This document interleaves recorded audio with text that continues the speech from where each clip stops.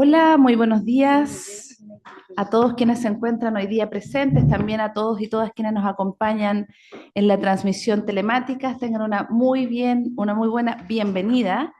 En nombre de la facultad, para quienes no me conocen, soy Carlota Fritz. Bueno, creo que por lo menos en sala los veo y a la gran mayoría siento que los conozco. Soy Carlota Fritz, directora de posgrados de la Facultad de Derecho, y tengo además el honor de eh, introducir a este excelente panel que nos acompaña hoy día para tratar un tema tremendamente actual, tiene sus años ya, pero tremendamente actual, a propósito de la dictación del fallo o primer fallo a la luz de las normas de NGA, y después de 10 años de su implementación poder hacer un balance de lo que han sido sus aciertos, sus dificultades, sus eventuales modificaciones. Y para ello nos acompaña un panel de lujo. Realmente yo voy a dejar en manos de Amory Hein, que luego los va a presentar en detalle, pero no puedo menos que agradecer desde ya la participación de Arturo, además nuestro director académico del Magíster en Dirección y Gestión Tributaria, a Ricardo Escobar, conocido por todos. Amory después va a hacer detalle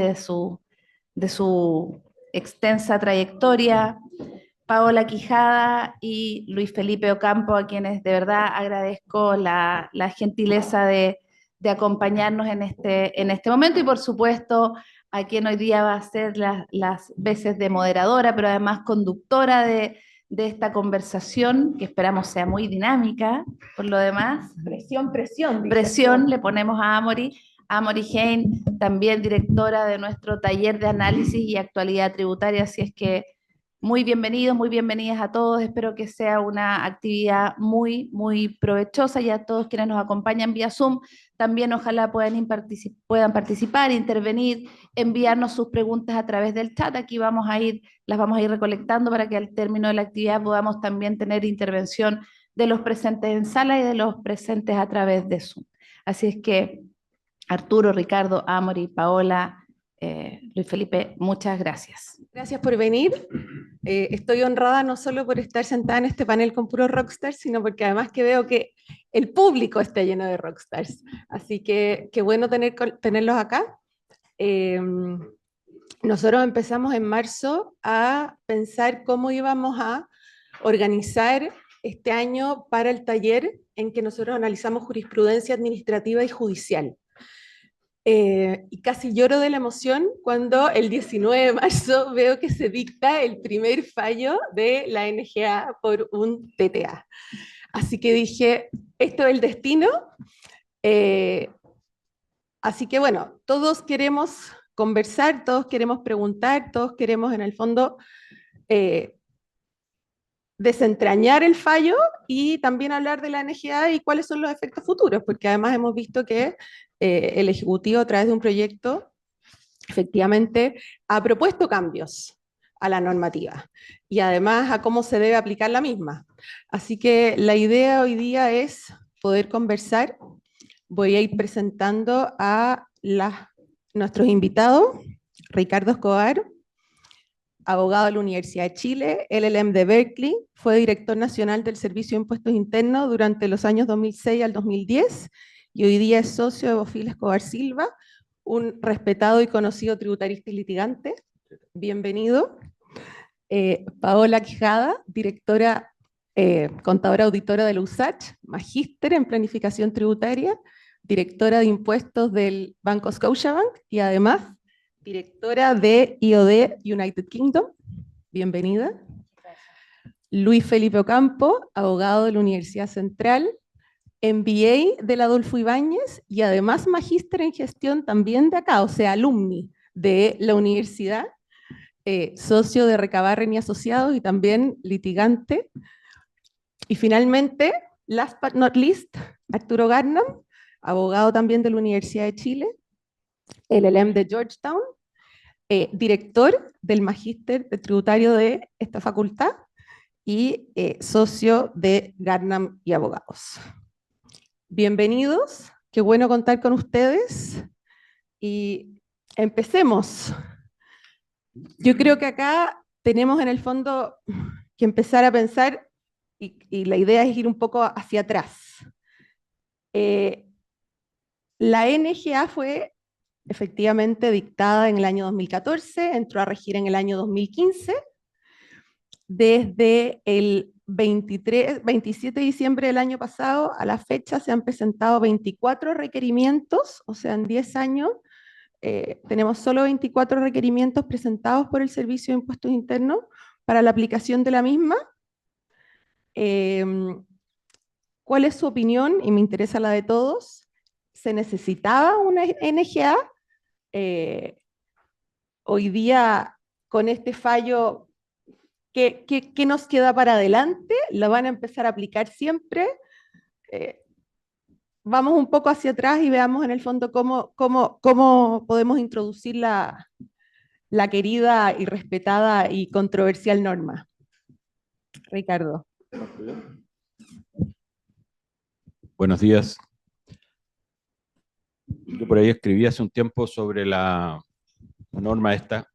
Yo creo que en términos jurídicos no se necesita, pero que después del fallo aquel de la Corte Suprema en el caso Bahía, donde dijo básicamente haga lo que quiera con tal que las formas lo sustenten, se hizo probablemente necesario. Entonces, hubo una necesidad, creo, a partir de un fallo que yo encuentro bastante lamentable, porque nunca he logrado entender cómo lograron llegar a esa conclusión los ministros de la Corte Suprema, pero bueno, así se dio ese caso. Con esa historia, eh, y viendo lo que pasaba en el resto del mundo, probablemente se adoptó la norma que conocemos. Yo creo que esa norma adolece de varios problemas, uno de los cuales es que Impuestos Internos tenga la carga de la prueba, eh, que no haya una distinción de operaciones entre partes relacionadas y operaciones con terceros, que no existan algunos safe harbors, o sea, situaciones que de antemano hagan presumir que, las operaciones que se hicieron son normales, y en esos casos a lo mejor se invierta la prueba hacia el Servicio de Impuestos Internos, pero no en todos los casos. Entonces, creo que es una norma que está muy mal planteada en ese sentido. Eh, la fórmula que ocupa de la fórmula del abuso, la fórmula de la simulación, también me parecieron que se quedan cortas en la fórmula si es que el problema que tenemos es principalmente uno de demostrar qué es lo que ocurrió. Al final de eso es lo que se trata. Si en el fondo los impuestos se aplican sobre las cosas que ocurren, no sobre lo que no ocurre. Y entonces esto es fundamentalmente una discusión sobre lo que ocurrió, lo cual es un tema de prueba, no es otra cosa. Entonces, y la prueba, creo que al final ese debiera haber sido el foco de la norma, es más bien una cuestión procedimental que otra cosa. Y en lugar de eso se centró en una discusión de un par de instituciones que son la simulación y el abuso. Con lo cual se distrae, me parece, en lo que es nuestra tradición jurídica, y cuando hablo de nuestra tradición jurídica estoy hablando del fondo y de lo procesal, de lo que es nuestra manera de litigar, nuestras reglas de la prueba, en fin, por un lado, y por otro, las instituciones que conocemos del derecho civil, partiendo por la teoría de la causa en los contratos, digamos. Entonces, mi impresión es que dado lo que ocurrió judicialmente, al final se necesita una norma en Chile, pero me parece que no es la que tenemos y tampoco me parece que sea lógico ni vaya en la dirección correcta lo que se está proponiendo ahora en el Congreso. Lo dejo hasta ahí para que pasemos. Y de nuevo, con esto mismo, Arturo, con la existencia de esta norma, porque acá todos somos grandes, así que existíamos y trabajábamos antes de la dictación. ¿Cumplió un rol o cumple un rol? Coincido con Ricardo de que la norma quizás en términos teóricos no era necesaria, porque en el derecho civil, derecho común, que se aplica supletoriamente, el concepto de abuso de la forma, el concepto de abuso del derecho, el concepto de simulación, vienen desde ile tempore. Entonces, realmente poner una norma que diga en derecho tributario no se puede hacer abuso de la forma y no se puede hacer simulación, yo creo que ahí no era necesario. Ahora, Coincido de que, primero, la manera como se ejercía el derecho en los 90, en los 80, para qué decir para atrás, era una forma tremendamente formalista, era todo lo que la forma daba era legal y tanto el Servicio de Impuestos Internos como las Cortes apoyaron esa tesis, lo que era bien absurda, pero estábamos acostumbrados a eso.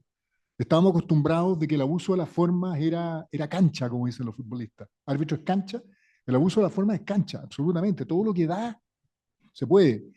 Eh, el primero que a mí me trató de decir, oye, para, no seas tan tributarista, sé un poco más abogado, fue Sergio Illanes, con el que yo trabajé varios años, y me dijo, ojo, lo que tú estás planificando, que era absolutamente detallista, donde usaba todos los trucos del libro, eso es abuso del derecho aquí y en cualquier parte, así que no.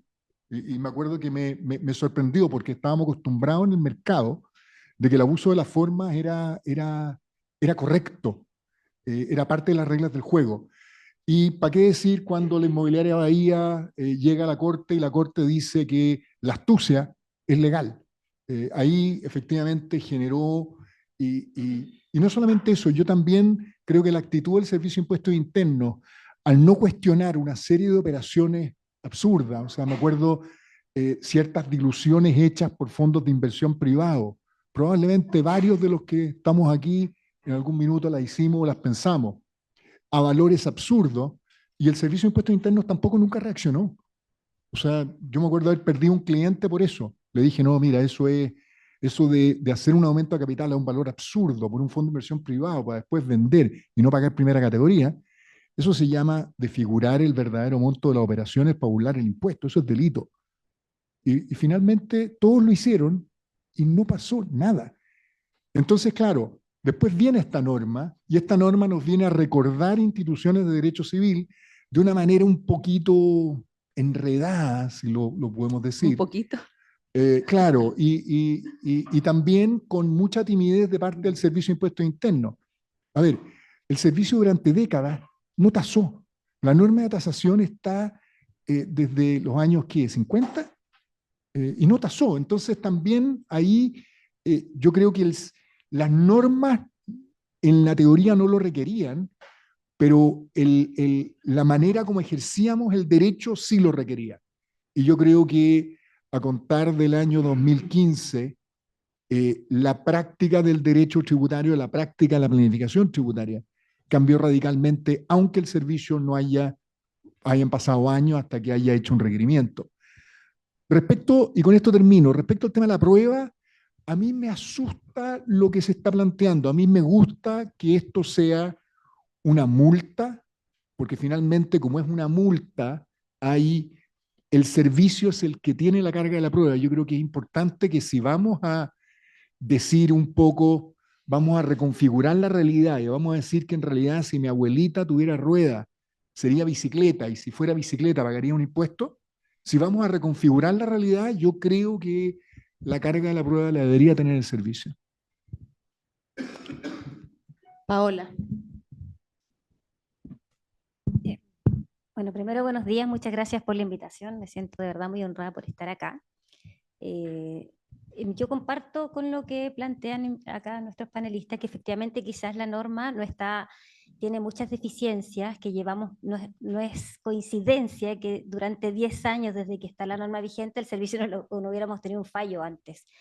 Y este fallo, desde mi perspectiva, yo esperaba un fallo un poco, o un caso un poco más con cuerpo, más con carne, que nos diera más análisis, que nos permitiera poder digerirlo, masticarlo y trabajarlo en equipo. La verdad es que yo este fallo creo que es bastante, no sé cómo decirlo, quizás simple respecto a lo que se manejó por años, lo que era la norma general de antielusión. Yo creo que la norma, si bien está con deficiencias, sí yo creo que quizás era necesaria por lo que plantean, que efectivamente tuvimos un fallo de la Corte Suprema que nos dejó como chuta, todo lo que aguanta el papel es válido, ¿no? Y la verdad es que nosotros tenemos que de alguna otra manera, todos los que estamos acá, nosotros somos del mundo de la tributaria, somos muchos de ustedes, yo no soy abogado, pero soy del mundo de la tributaria desde la perspectiva del compliance. los abogados más que yo, somos los que tenemos que velar porque efectivamente los impuestos reflejen o se calculen o se paguen en base a hechos económicos. Nosotros somos una consecuencia de los acuerdos económicos, de los acuerdos contractuales, de los acuerdos que tienen cuerpo, que tienen transacciones, que tienen eventos reales, y nosotros somos una consecuencia como tributaristas, como impuestos. Nosotros, los impuestos son una consecuencia de los eventos económicos que se pactan o que se realizan en las distintas operaciones y transacciones. Entonces, desde mi perspectiva, es súper relevante tener claro que acá el fondo sobre la forma tiene que ser clave. Más allá de que tengamos una norma general de antiilusión que puede ser súper como, como súper sancionadora, nosotros siempre tenemos que velar por resguardar las instituciones, por resguardar a los contribuyentes, por resguardar nuestras organizaciones. Entonces, Paola, y ahí, perdona que te interrumpa, una pregunta. Tú como directora de un área de impuestos, ¿la existencia de la norma te generó un antes y un después? la verdad es que, bueno, yo trabajo en una organización que es un banco que pertenece a una industria. La industria bancaria en Chile es una industria bueno, que es regulada, obviamente, y que además el mundo de la finanza, el mundo del bancario, es un mundo muy apegado a lo que es la norma, a lo que es el regular. La verdad es que nosotros en particular como que no nos generó ni un antes ni un después. Nosotros tenemos también, yo pertenezco también a Scotiabank, que es un banco internacional, donde nosotros tenemos políticas claras establecidas de siempre dejar por sobre la mesa la prioridad del cumplimiento tributario, del cumplir las normas en los países donde nosotros operamos, de resguardar, nosotros más allá de lo que es la determinación de impuestos, nosotros somos gestionadores de los riesgos fiscales. O sea, nuestra responsabilidad que nuestras organizaciones no estén expuestas a contingencia, a situaciones de riesgo en el ámbito de lo tributario, en el ámbito del compliance. Entonces, la verdad es que en lo particular, en nuestra instancia, no tenemos como esa marca desde antes o después de este fallo o antes o después de la norma. Siempre nosotros estamos enfocados en un cumplimiento tributario sano y transparente. No obstante, si hemos analizado este fallo en la interna con el equipo y si creemos que hay harto paño que cortar. O sea, Oye, perfecto. Luis Felipe, ¿y tú viste un antes y un después? Porque hoy día el catálogo antielusivo, porque uno dice, durante 10 años, efectivamente vimos como una pasividad por parte del servicio en ejercer la acción, ¿cierto? De hecho, a mí me sorprendió cuando vi los números y dije, 24 es muy poco. Pero tenemos 85 casos en el catálogo antielusivo. Y por lo menos yo me puse más temerosa. Bueno, esto cambió el ejercicio de la profesión, ¿no? De hecho, en algún momento con Cristian Blanch, conversando un par de años atrás, él decía que, entre comillas, se acabó la planificación.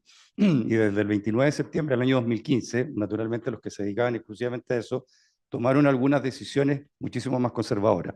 Porque efectivamente fue tanta la sombra que vino que fue tapando el sol en materia del ejercicio de la profesión en impuestos, que efectivamente fue un antes y un después.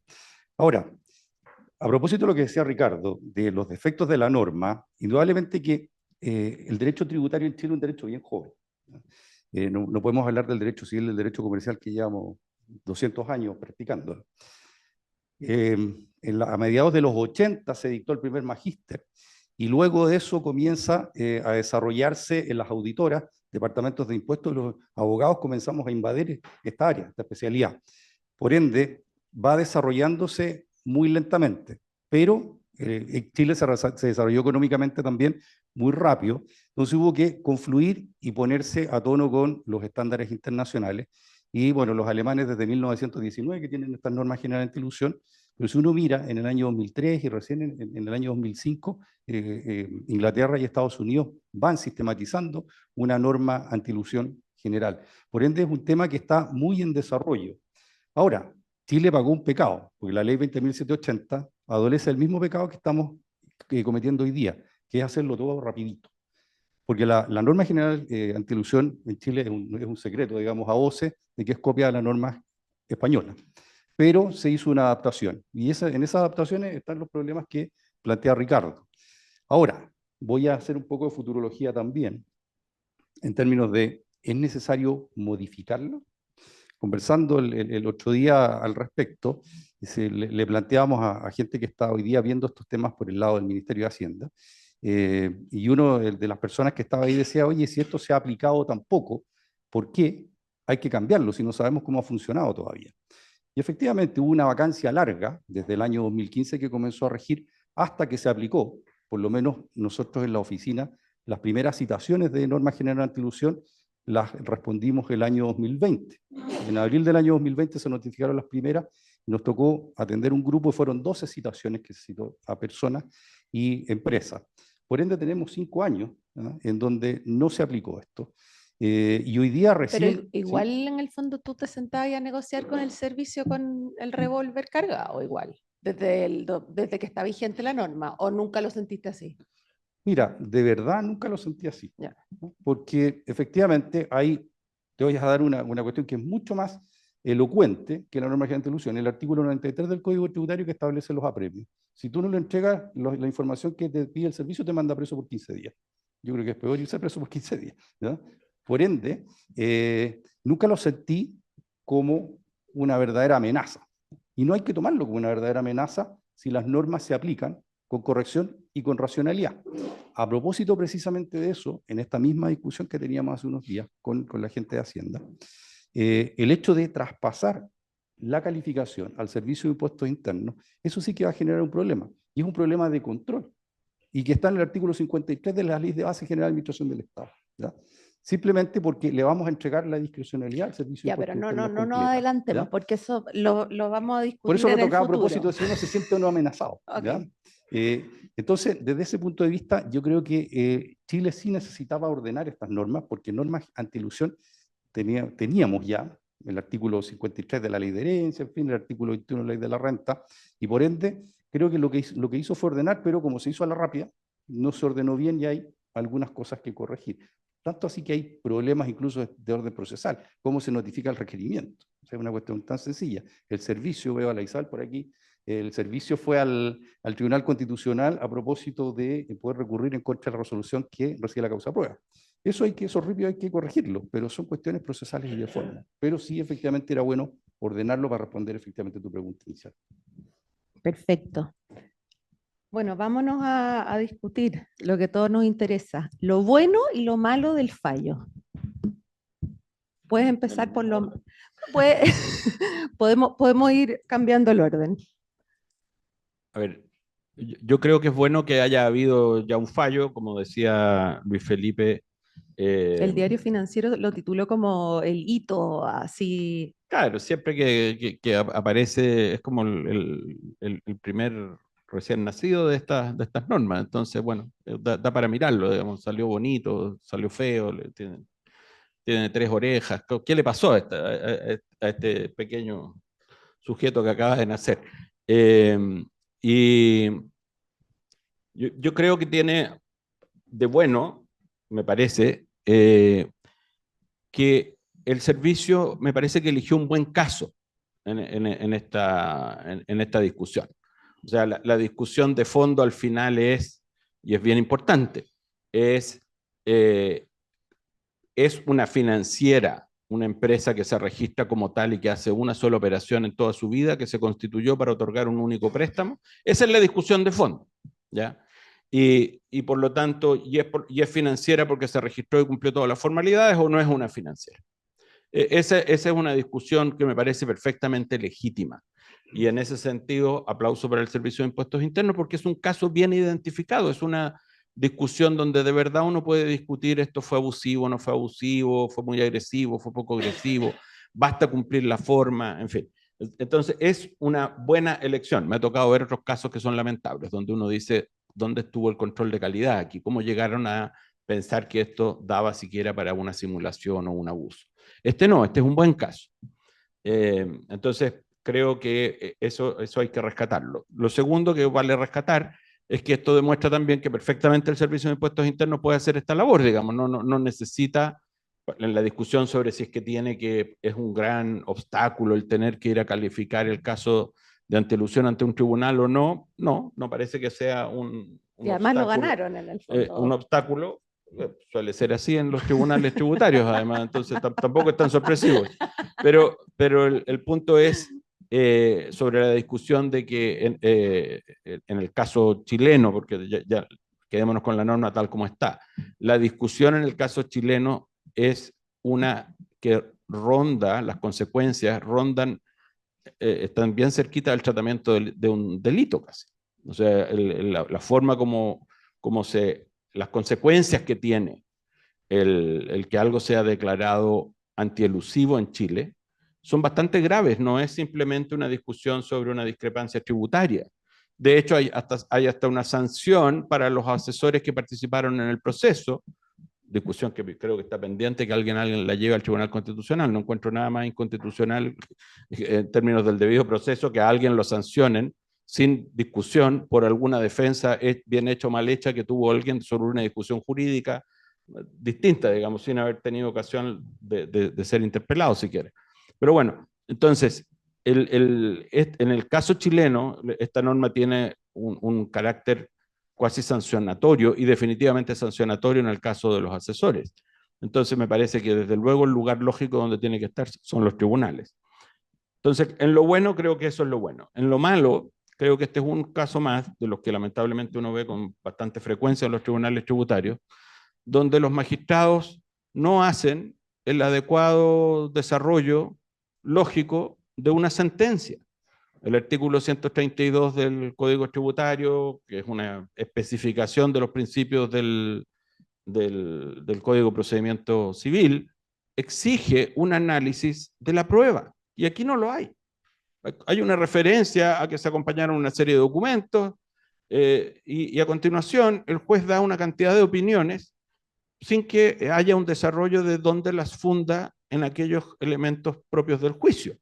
No dice, esto lo dice tal parte del requerimiento y fue contestado de tal modo por el requerido, y aquí está la prueba tal o cual, el documento X, la declaración tal del testigo. No hay un análisis de la prueba, cero.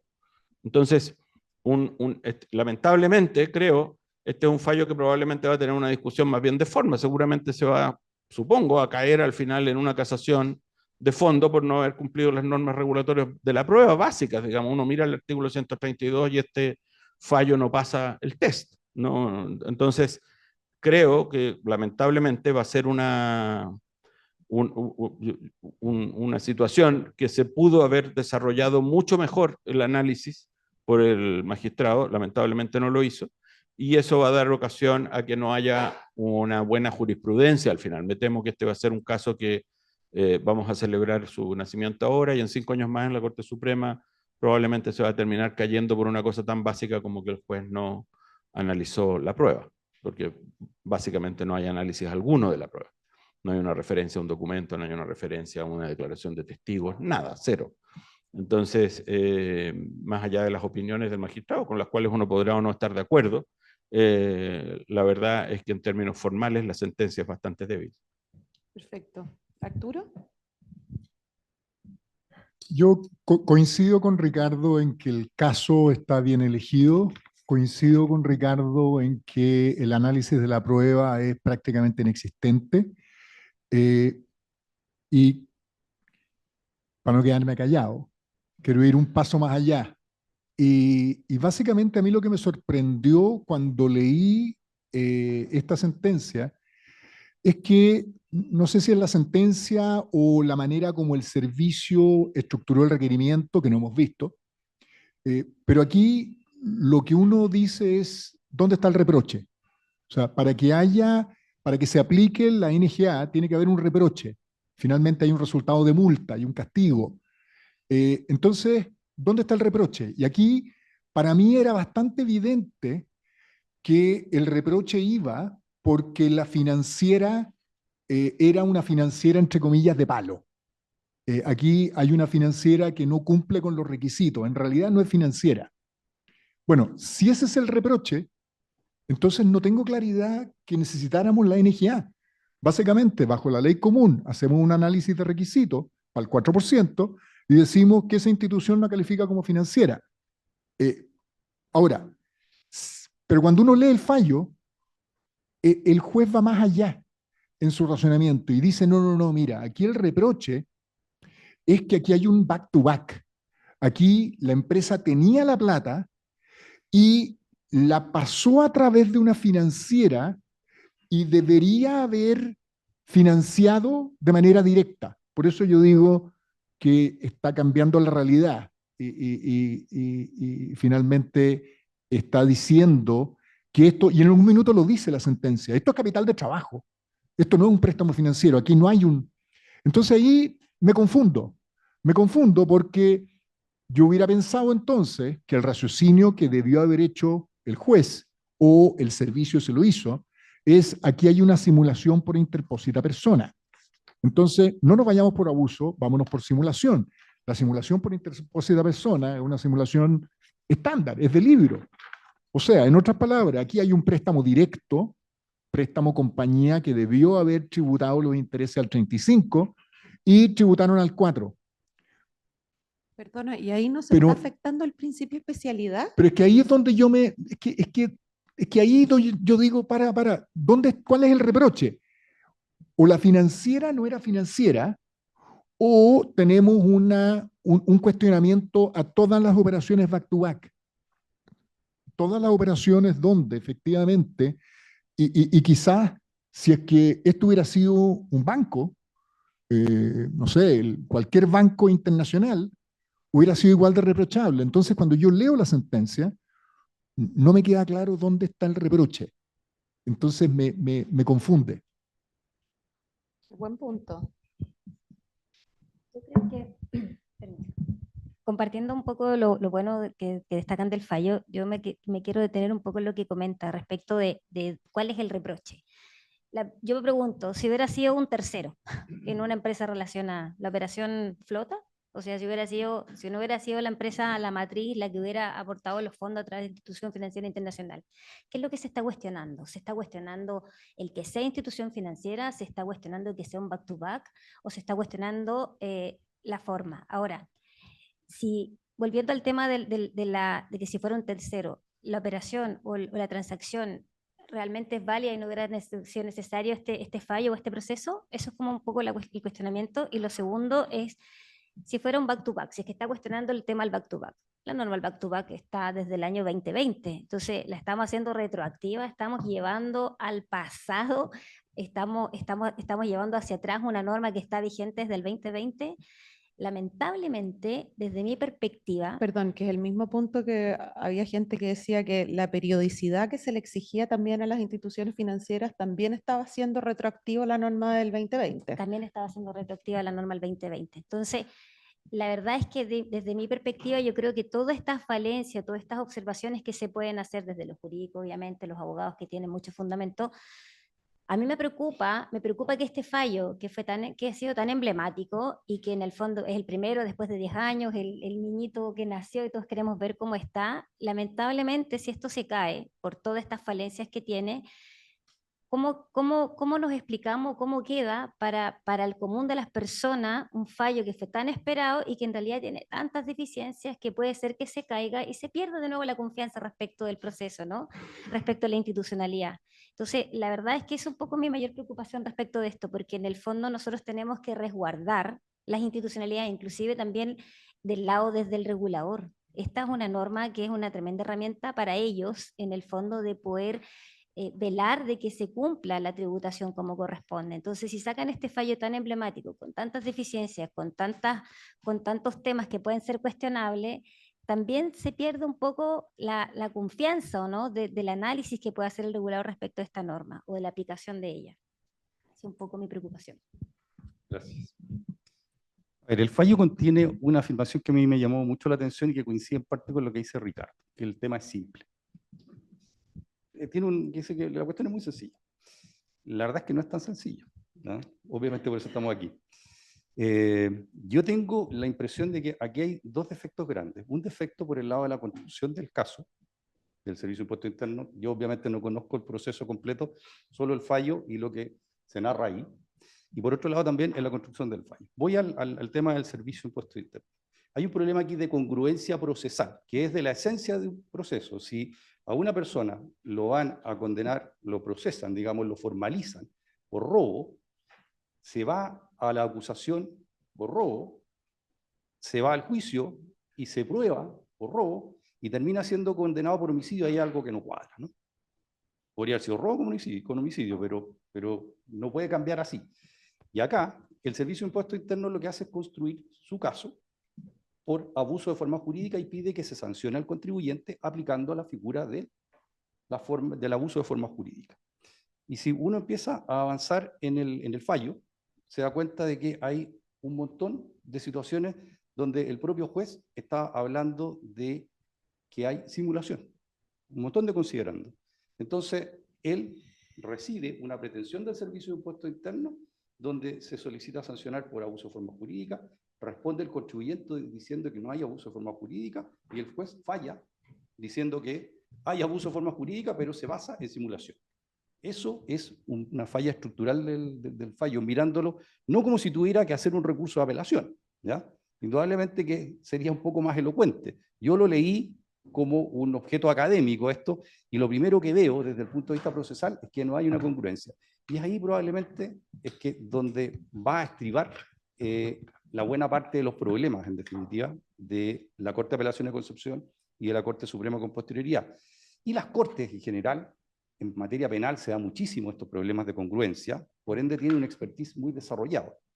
Asilarse en esta falta de congruencia que proviene, por lo demás, de los propios términos del fallo, hay muchas posibilidades de que eventualmente los recurrentes puedan darlo vuelta, porque es manifiesto, ¿ya? Eso para mí es el principal o la viga maestra de los defectos que adolece el fallo. Lo que había que hacer aquí, en definitiva, era que este préstamo había que recalificarlo a mutuo, perdón, a aumento de capital, para efectos de no aplicar la tasa de 4%, sino que de 35%. Esa era también la esencia, pero naturalmente que no era tan sencillo llegar a esa conclusión. Concuerdo con Ricardo con que efectivamente la apreciación de la prueba directamente es insuficiente. No genera ningún elemento de los que exige el artículo 132, no señala en materia de impuestos, y lo digo entre paréntesis, cuando uno va analizando los fallos, hay una frase, ¿no?, que es de estilo en todos los tribunales de Chile, que dice que analizada la prueba de acuerdo con las reglas de la sana crítica, y después van un montón de apreciaciones personales, pero no construyen ningún elemento. ¿Por qué? Porque la mayoría de los fallos, ¿por dónde se sacan, como dicen en las Cortes de Apelaciones? Se sacan aplicando las reglas de la lógica, y dentro de ellas, ¿cuáles? Las reglas de la razón suficiente. Porque uno tiene que construir razones suficientes para decir de que en este caso, efectivamente, había un préstamo, había una entidad financiera, y efectivamente se generan necesariamente las conclusiones en esta multiplicidad, de esta multiplicidad de pruebas, con gravedad y con concordancia entre ellas, de que efectivamente hubo un préstamo. El defecto grande es que la única operación que hizo la entidad financiera fue esta reprochada, digamos. Pero que uno, por la falta de análisis efectivamente de las pruebas rendidas, tenemos que creerle al fallo que no hubo ninguna otra operación, porque podría haber sido que existieran, pero que no se consideraron o no se analizaron o no se mencionaron en el fallo. Claro, habría que mirar, obviamente, qué es lo que se acompañó, porque no se hizo una relación completa ni circunstanciada de todo lo que acompañó el servicio, de todo lo que acompañó el contribuyente. En muchos fallos, de repente una lata, son 78 páginas donde van uno por uno los documentos, reproducen en algunas partes algunos pasajes interesantes de la declaración de los testigos, lo que quiere considerar el juez.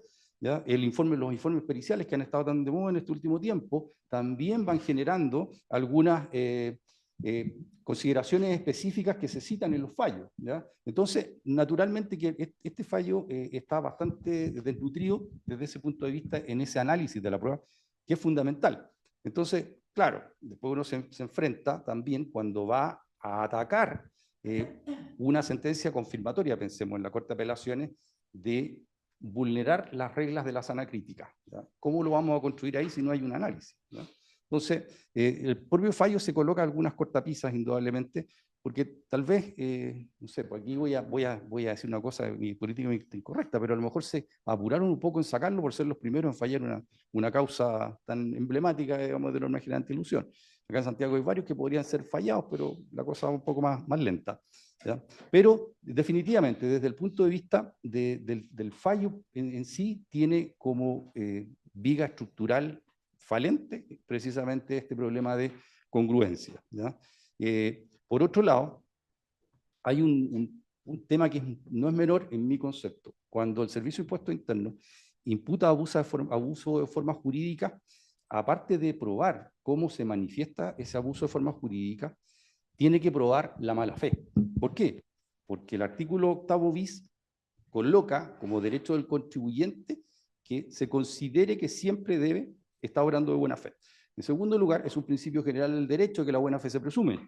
Y tercero, el mismo artículo 4 bis en el inciso segundo establece que el servicio deberá respetar la buena fe. O sea, yo tengo 3 escalones de buena fe que tengo que respetar. Y cuando se imputa abuso de formas jurídicas, en ese caso, se debe probar la mala fe. Pero si uno mira los puntos de prueba que estableció el juez, que también están, en mi concepto, mal formulados, porque se formulan en forma negativa, varios, en ese contexto debió establecer que se acreditara la mala fe del contribuyente, ¿no? Debió necesariamente ser así porque el abuso ¿Invierte la de forma carga de la jurídica, prueba?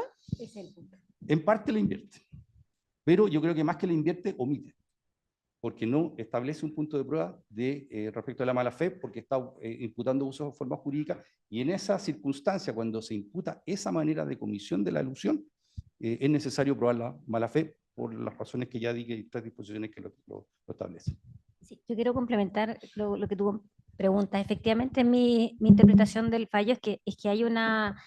invierte el tema de la obligación de la prueba, dado que en varias partes del fallo dice que el contribuyente no fue capaz de sustentar y respaldar la razón, la legítima razón de negocio y las condiciones o las características o las operaciones de la institución financiera internacional. Entonces, la verdad es que en mi lectura es que efectivamente aquí invierte el peso de la prueba al contribuyente, cuando en realidad las normas son claras, que el peso de la prueba está en el Servicio de Impuesto Interno cuando pide la acreditación de las normas generales de institución, y del juez también cuando dictamina el fallo. Oye, y siguiendo el mismo tema, además de invertir la carga de la prueba, ¿qué pasa en relación a este test de artificialidad que menciona el fallo? ¿Cuál es de acuerdo a la normativa que nosotros hoy día tenemos vigente? ¿Procede? ¿No procede?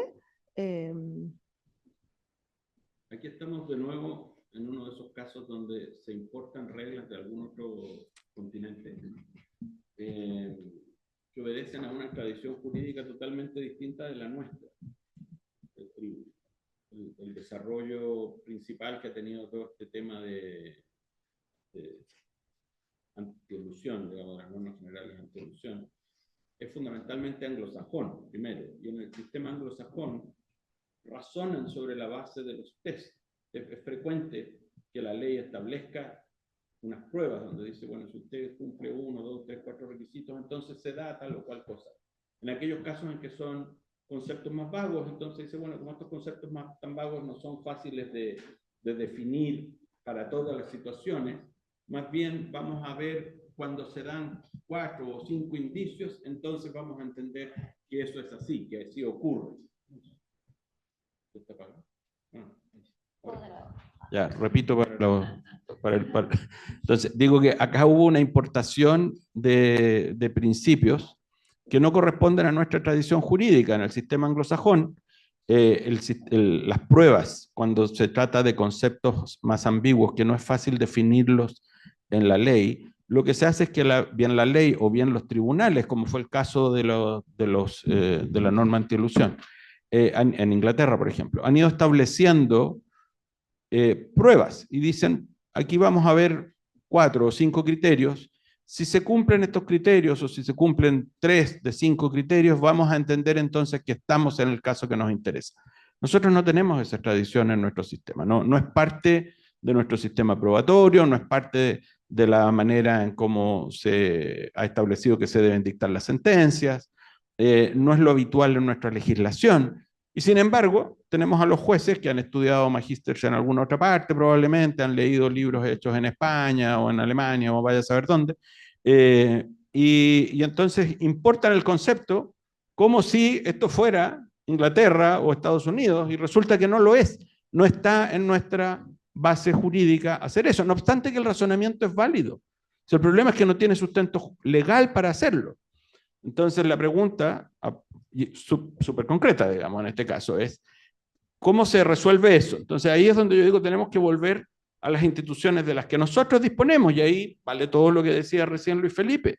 Obviamente, si hubiera hecho un buen análisis de lo que presentó el Servicio de Impuestos Internos, podría haber a lo mejor justificado su razonamiento, pero no está justificado. No dice, bueno, esto surge de lo que dice el papel tal o el papel cual, o la declaración del testigo tal o cual, que son testigos de impuestos internos, que no sabemos lo que dijeron. Bueno, pudo haber fundamentado el juez, a lo mejor el razonamiento que hizo, pero no está fundamentado en nada. Son solamente sus opiniones. Y sus opiniones son bien confusas, como decía recién Arturo. El juez confunde varias cosas. Dice, no se explica por qué alguien podría querer prestar plata cuando la tiene y no ponerla todo como capital. Bueno, a este juez le falta hacer un curso de finanzas, digamos. Obviamente, cuando es posible prestar, uno presta en vez de poner capital. Es básico, digamos.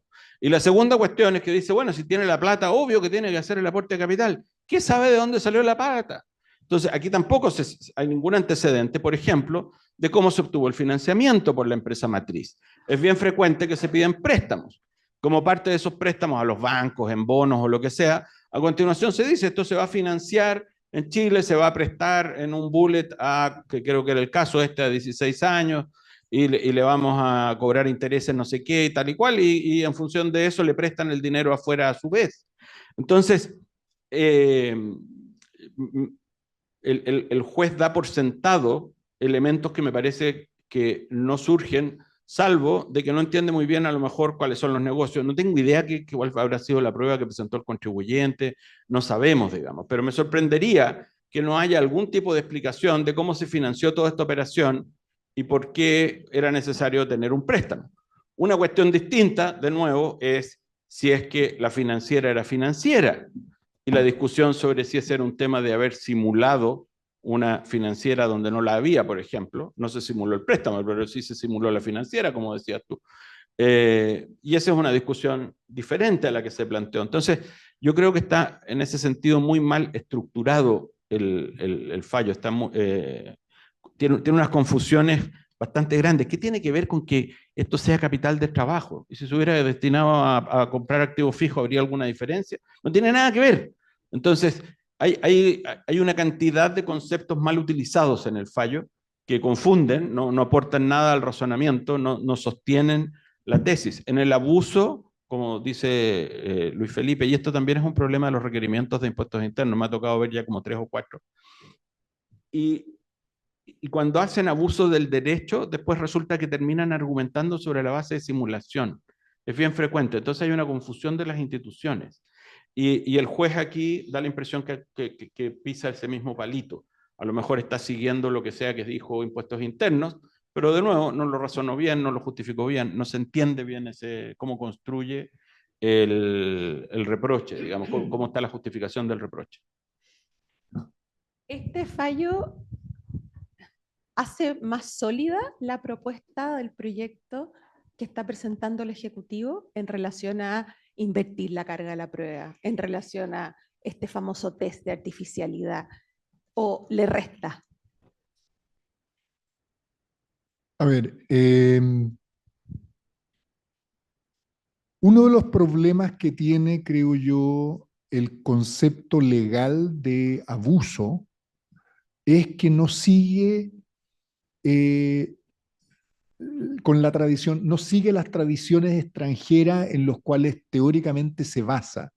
Porque cuando uno lee la definición legal de abuso en Chile, no tiene que ver con la buena fe, no tiene que ver con la legítima razón de negocio, incluso más, no tiene que ver con la artificialidad. Tiene que ver exclusivamente con que los efectos relevantes de la operación sean exclusivamente tributarios. Y yo creo que ahí es donde está el problema que tiene el juez. Porque el juez lo que hace es aplica conceptos de legítima razón de negocio, que no tendría por qué aplicarlo porque la ley no se los da, aplica eventualmente en forma quizás inconsciente conceptos de mala fe.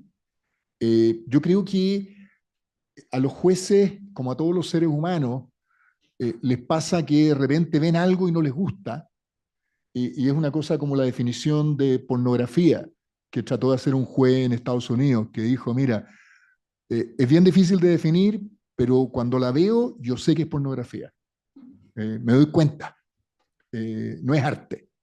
Entonces, yo creo que aquí uno de los problemas que tenemos es que esta definición de abuso es una definición eh, que para mí es extraña, porque para mí el abuso tiene que ver en parte importante con la artificialidad, no solamente con la ausencia de efectos, porque si fuera por ausencia de efectos, obviamente aquí los efectos financieros de un préstamo son evidentes.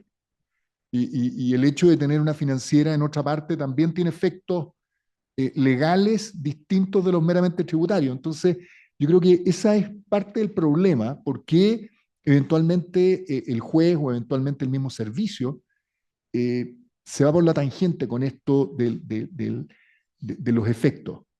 Ahora, respecto a tu pregunta de la carga de la prueba, a mí no me gusta la inversión de la carga de la prueba. Creo que, perdón, miento, la inversión del procedimiento. O sea, no me gusta que sea el servicio por sí y ante sí el que dice, tú eres elusivo, y que después de eso tú tienes que ir a tribunales ya con la tarjeta roja puesta a reclamarle a la FIFA. Y no me gusta porque creo que a pesar de que no lo dice, hay una intención de invertir la carga de la prueba. Hay una intención de tratar de asilarse en que los actos administrativos tienen presunción de validez. Entonces aquí lo que tenemos en el procedimiento que se propone es, no se preocupen, contribuyentes, aquí vamos a tener un acto motivado. Perdón, todos los actos administrativos tienen que ser debidamente motivados. Ahí no hay ninguna novedad, no hay ninguna protección adicional. Segundo, no se preocupen, vamos a tener un consejo.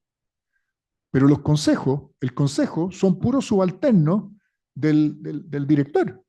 O sea, yo me imagino el subdirector jurídico que por cuarta vez le dice al director, oiga, ¿sabe qué más? Yo no estoy de acuerdo.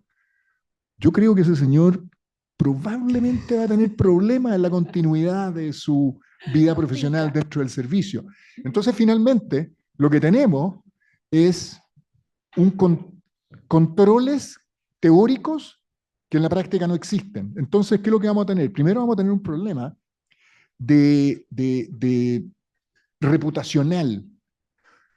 Yo creo que es muy distinto que te digan, hola, al banco tanto, están pidiendo que declaren una conducta elusiva, a que digan, el banco tanto, después del consejo y el director, es elusivo.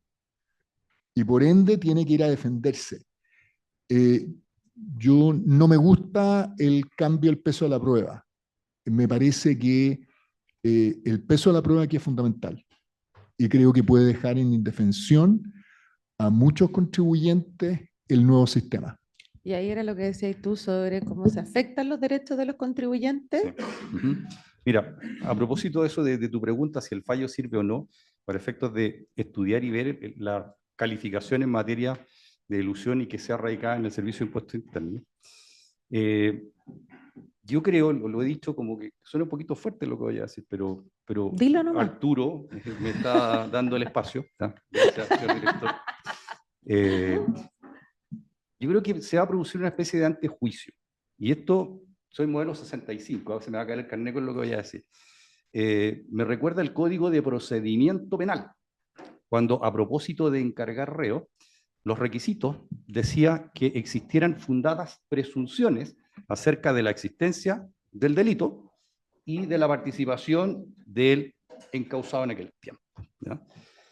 Fundadas presunciones. Después, en el año 89, se modificó eso y se habló de fundadas sospechas, ¿ya? Porque había ya todo un influjo ahí en materia de temas penales, en definitiva, y decir fundadas presunciones, eso significaba ya una suerte de condena.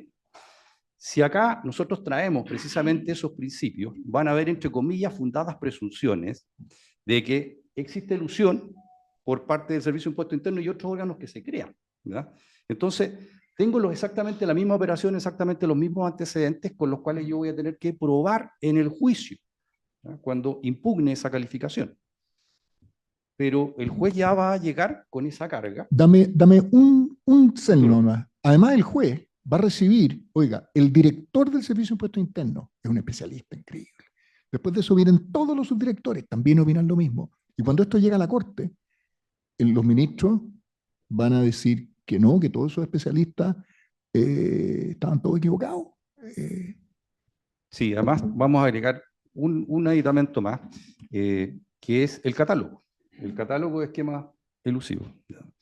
El catálogo tiene una descripción ya de 85 figuras, que el servicio las publicita indudablemente y dice, para mí eso es elusivo. Y él tiene la facultad de interpretar la norma, por tanto, está haciendo lo que le corresponde. Pero dentro de las grandes preguntas que hay en esto, ¿el catálogo genera algún condicionamiento en los tribunales, en los TTA, en las Cortes de Apelaciones, en la Corte Suprema? Yo afortunadamente llevo muchísimos años en esto y me ha tocado alegar hartas veces y conversar con ministros en distintos foros o después incluso conversaciones de pasillo. Y lo digo con comillas, si lo dice impuesto interno, así será, cierre comillas. Entonces, claro, no es un secreto a voces de que la mayoría de los ministros de la Corte de Apelaciones, la mayoría de los ministros de la Corte Suprema no tienen una especialización verdadera y real en materia de impuestos, que no es una materia sencilla. Entonces, si yo coloco este análisis formal que está contenido en este requerimiento y en todos los documentos que lo anteceden, y tengo el catálogo, las posibilidades de que el contribuyente pueda revertir esa calificación, entre comillas, de estas presunciones fundadas de que existe elusión, son bastante bajas. Por eso, en definitiva, y aludo a lo que dije al principio, del control, en definitiva, de la discrecionalidad que tiene que existir sobre los órganos de la administración, podemos llegar a una situación en donde el servicio vaya calificando o tratar de calificar muchos casos que efectivamente no lo son. Ya en este caso se plantea la duda por parte de Arturo, ¿era un caso verdaderamente de NGA este o no? Va a ser en definitiva una herramienta más recurrente, por lo que decía Emory temprano. Oye, ¿cambió la manera de ver las cosas en materia tributaria? Si la calificación va para ese lado, es natural el efecto, ¿ya? Indudablemente que las cosas van a cambiar. Por eso, desde el punto de vista del control de la actividad de la administración y su discrecionalidad, como lo establece el artículo 53 de la ley de ACE que ya cité, es esencial mantener este control en materia jurisdiccional. Yo creo que tenemos muchas desventajas y habría que darle muchísimas vueltas al tema de si es conveniente o no. ¿Cuáles son las razones? Uno es que Chile es el único país en donde el control es jurisdiccional. Uno. Y dos, ahora aparece una segunda. Se señala de que siendo la NGA una facultad de fiscalización, tiene que estar radicada en la administración. Pero la verdad es que ahí, y es una discusión que sería bueno tener, la norma general de institución no es una facultad de fiscalización común y ordinaria, como las que establece el artículo 59 u otras normas. Es una facultad que permite recalificar los actos. Y al recalificar los actos, como en este caso, oiga, aquí no hay un préstamo, aquí hay un aumento de capital, va mucho más allá, porque si yo me voy al artículo 1545 del Código Civil, dice que todo contrato legalmente celebrado es una ley para los contratantes. Y no se puede modificar, sino por sentencia judicial, por voluntad de las partes. Y la sentencia judicial se tiene que basar en alguna causal legal. Por ende, el Servicio de Impuestos Internos lo que tiene es una facultad de recalificar actos jurídicos. Y como facultad de recalificar actos jurídicos, obvia y naturalmente no es una facultad que sea ordinaria como las que tiene en otras partes del Código Tributario. Y por esa razón, además incorporando de que la elusión es un procedimiento sancionatorio, la naturaleza jurídica, yo le vengo dando vuelta desde el año 2015 a esto, y he llegado a la convicción de que efectivamente el procedimiento de la calificación en sede de norma antielusión es sancionatorio, porque lo que está pidiendo es sancionar. Y aquí voy a conectar con un defecto, porque a propósito de esto ya voy mezclando las cosas, un defecto que hemos ido viendo en las citaciones del artículo 4 quinquis. Dado que estamos hablando en materia de derecho sancionatorio, la imputación que se hace, en este caso, al contribuyente tiene que ser precisa. Y el pecado que se comete en esas citaciones es que siempre habla de para efectos de, pero engloba el abuso de forma jurídica y engloba la simulación. Entonces, ¿cómo me defiendo? ¿Cómo voy a ser congruente? Si yo te estoy diciendo que puedes haber cometido un delito o un cuasi delito. cuando la diferencia es esencial. La culpa por un lado, el dolo por otro. El servicio va a tener que, y ahí sería buena una modificación legal en algún momento, abanderizarse por alguna opción. O es abuso de forma jurídica o es simulación, pero ya desde la citación del artículo 415, para efectos de dejar claro el asunto y no incurrir en problemas de congruencia como ocurre en el caso que estamos analizando del fallo del Tribunal Tributario de Bío Bío. Esos son los puntos que quiero tocar ahora. No, súper cortito. Yo creo que el general, como está propuesto hoy día el cambio de poder pasar al servicio de impuesto interno, la calificación de los actos elusivos, yo creo que es volver atrás, en el fondo es volver a tener a una instancia como juez y parte en este tema, donde es David contra Goliat, donde los contribuyentes que se vean afectados en el futuro con esta nueva estructura, va a ser muy difícil para ellos ir en el fondo en términos de los costos que significa defenderse contra toda una institucionalidad, donde, como bien dicen, frente a una apelación, a O una sea, ¿los corte... asesores nos va a ir mejor, dices tú? Yo creo que no sé si les va a ir mejor, yo creo que va a ser, no sé si los contribuyentes, muy pocos van a poder acceder a asesores que tengan la expertise, el conocimiento, para poder enfrentar a una institucionalidad donde va a partir desde el director nacional hacia abajo con todos sus directores regionales, divisionales, de grandes contribuyentes, el director jurídico, etcétera, normativo, que también debiera ser parte de esta comisión. Entonces, la verdad es que para poder acceder al contribuyente, para que pueda acceder a una defensa justa, va a ser súper complejo y en términos económicos también va a ser súper difícil. Entonces, la verdad es que yo creo que acá también se va a pasar de alguna otra manera el tema de los derechos constitucionales, de los contribuyentes de poder tener derecho a un proceso justo y equitativo. Voy a hacer dos comentarios a propósito de lo que mencionaba Arturo y Luis Felipe. Lo primero es esta supuesta seguridad en que porque esté en el servicio de impuestos internos va a haber una especie de debido proceso administrativo.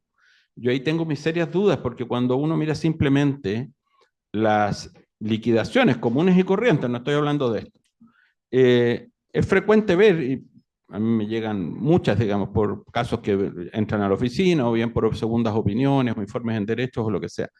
Es bien frecuente ver descripciones del tipo el contribuyente no aportó evidencia y viene la conclusión a continuación. Y uno le pregunta al contribuyente y le dice, no, mire, si aquí están todas las cosas que yo le pasé. Y resulta que no hay una sola referencia a por qué se descarta aquello que se le entregó. O sea, el razonamiento que debiera fundarse, digamos, siguiendo las reglas de la administración del Estado y las propias del Código Tributario, no ocurren frecuentemente en las citaciones comunes y corrientes del servicio.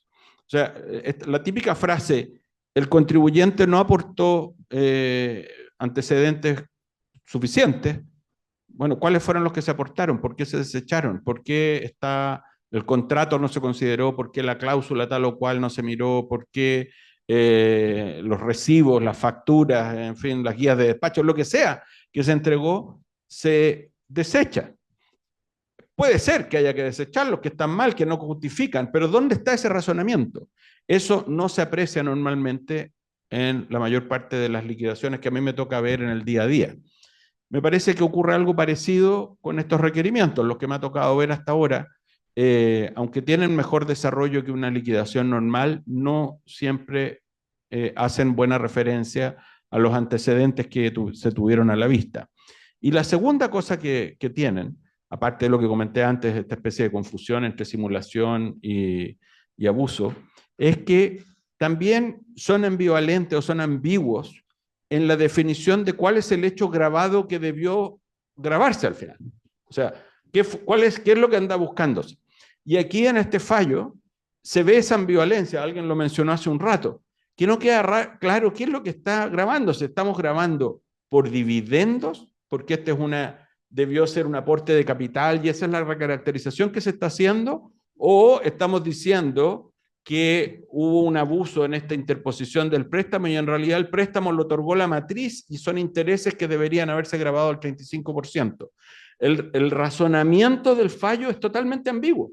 A ratos habla de que es como un capital, pero después dice que en realidad es un préstamo que otorgó la matriz, y si lo hubiera otorgado habría pagado 35%.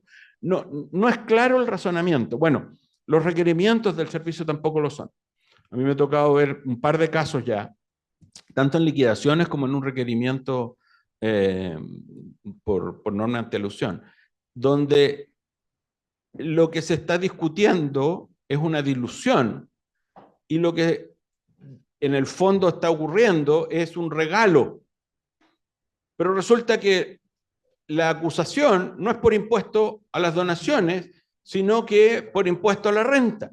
Una persona que se diluye, que disminuye su patrimonio, sin embargo se le pretende aplicar un impuesto a la renta, que es la contradicción total. El impuesto a la renta, por definición, es sobre obtener incrementos de patrimonio. Entonces, y estos son frecuentes. Me ha tocado ver varios ya que llegan a mi oficina o bien de algunas otras oficinas que nos han consultado.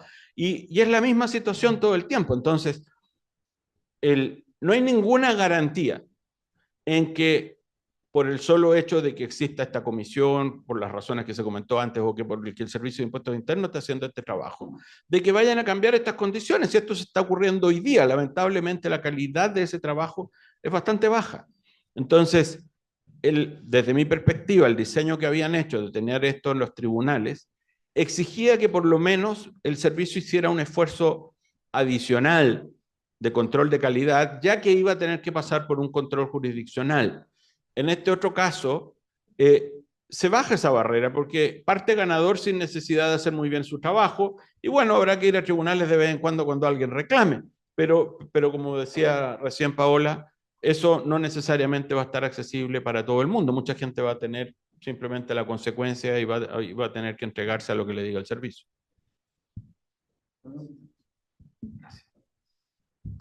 Yo quiero hacer unos puntos más bien precisos respecto al futuro en temas de la exigencia que habría que tener uno como defensor de los contribuyentes, en definitiva, y también darle una vuelta desde el punto de vista de la judicatura tributaria.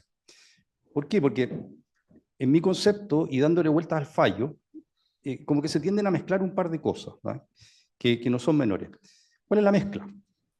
Una cosa es tasar la prueba, de acuerdo con las reglas de la sana crítica, donde existe un grado de libertad para el juez que es bastante cómodo, digamos, ¿no? Normas de la lógica, máxima de la experiencia y conocimientos técnicos. Eso vamos a tener que ser también nosotros, los abogados, bastante más rigurosos, en definitiva, en exigirlo. El escrito de observaciones a la prueba es muy fundamental para efectos de mostrarle al juez cómo es la manera que uno debería apreciar la prueba. Si el que lo toma, obviamente, si quiere, no, pero ser más, entre comillas, instructivos en relación a lo que uno probó, porque ese derecho a probar es una base del debido proceso y la obligación de ponderar también forma parte de esa garantía constitucional. Por ende, tenemos que aportar los jueces y nosotros como abogados a mejorar en definitiva el estándar. Ahora, por ende, no tenemos que confundir esta libertad de apreciar la prueba con la libertad de fallar. Fallar no es libre, por una razón sencilla, porque son tribunales de derecho y por ende están formados por jueces letrados y tienen que aplicar estrictamente las normas.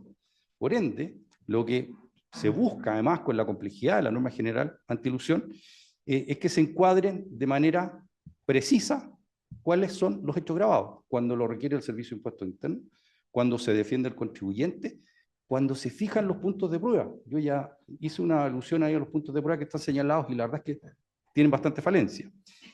Segundo, la precisión de las figuras y su aplicación. ¿Qué figura es? Estamos hablando aquí de un préstamo, estamos hablando de un aumento de capital para relacionarlo. Y eso tiene que ser muy preciso, o sea, hay que estudiar muy bien, en definitiva, la fase de discusión para dejar muy claro en el auto de prueba qué es lo que hay que probar, ¿no? Y además las normas contables. Aquí me detengo, porque la reina de la prueba en los juicios tributarios son las normas contables. Y es una cuestión que vengo dándole vuelta desde hace mucho tiempo. En el año 1952, no me voy la ley 13.000 y algo, no voy a decir el número porque no me acuerdo de memoria, pero sí me acuerdo del artículo. ¿Todavía has nacido en esa fecha, no? No, no, soy modelo 65 y de diciembre. Claro, en el año 1952 se dicta la ley que crea el Colegio de Contadores y que le da la potestad de emitir normas técnicas. Y por ende, si el Colegio de Contadores tiene esta potestad de emitir estas normas técnicas, todos los boletines tienen rango legal. Por ende, son o pueden ser una norma decisorio litis. Y eso no lo estamos viendo, eso no lo hemos apreciado ni la Corte Suprema, ni nada, porque dice, no, norma contable. De hecho, el artículo 132 tiene un inciso donde señala de que el juez tiene que dar preeminencia a la valoración de la norma contable. Y por ende, hay que dedicarle mucho tiempo, tanto en la defensa como en el ataque. El Servicio de Impuestos Internos también tiene que ser riguroso en eso. El artículo 16 establece que, del Código Tributario establece que los contribuyentes deben llevar su contabilidad de acuerdo con principios contables generalmente aceptados, que hoy día tienen valor de ley desde el año 1952, porque la ley está vigente. Por ende, ese punto también es esencial. Y estos temas, digamos, van a ser parte de lo que va a llegar a la Corte Suprema a través de los recursos de casación, que son de derecho estricto. Por ende, si está mal aplicada la norma, y en eso por eso es que hay que ser muy rigurosos nosotros como abogados y especialmente los jueces, en poder encuadrar perfectamente en qué hecho grabado se está metiendo en definitiva este problema de ilusión.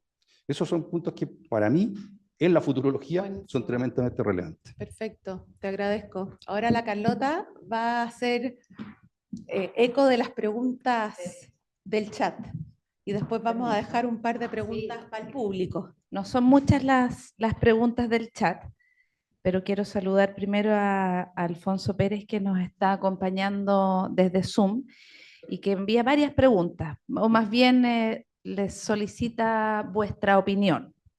La primera es, ¿qué opinan respecto a la posibilidad de incorporar la conciliación a la NGA? Entonces, voy a ir. La segunda es bastante más amplia y pregunta, a su juicio, cómo se mejoraría el sistema. Y la tercera es si puede no regularse la carga de la prueba y dejarla a principios generales. Esas son las tres preguntas de Luis Alfonso. Vamos con esas y después dos más que quiero rescatar del chat, antes de pasar a las preguntas de los asistentes de la sala.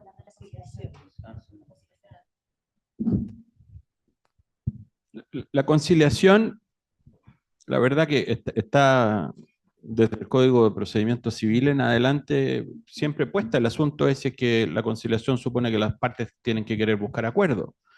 Y la impresión que yo tengo, por lo menos en mi experiencia, es que es bien difícil la conciliación en estos días porque en el Servicio de Impuestos Internos, a través de las filtraciones de prensa que ha habido de múltiples casos, desde el caso Johnson en adelante, aquel funcionario que se aventura a ponerse de acuerdo con un contribuyente queda expuesto a continuación a que lo critiquen porque se da como un dato que la pretensión que había del Servicio de Impuestos Internos es una cosa ganada, es un derecho, es una cosa que así está, digamos, es lo correcto. No se asume que se está en una posición en disputa donde puede o no haber razón de parte de lo que pretende el Servicio de Impuestos Internos. Puede que su prueba esté mal hecha, puede que su caso haya sido mal argumentado, mal levantado, etc. Y por lo tanto, que no necesariamente va a tener un horizonte promisorio en cuanto a cómo va a ir el juicio, y lo lógico en ese caso, si esa fuera una discusión entre las partes, es que las partes se pusieran de acuerdo.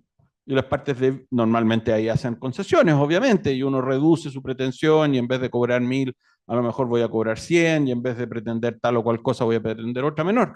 Eso es perfectamente legítimo entre cualquier parte y es lo lógico que haga el Servicio de Impuestos Internos. Sin embargo, lo que yo veo, lo que siento, lo que he conversado con ellos es que la mayor parte siente que en su posición personal están más tranquilos litigando hacia adelante y que pase lo que tenga que pasar, ya lo dirá la Corte Suprema y si se pierde, mala suerte.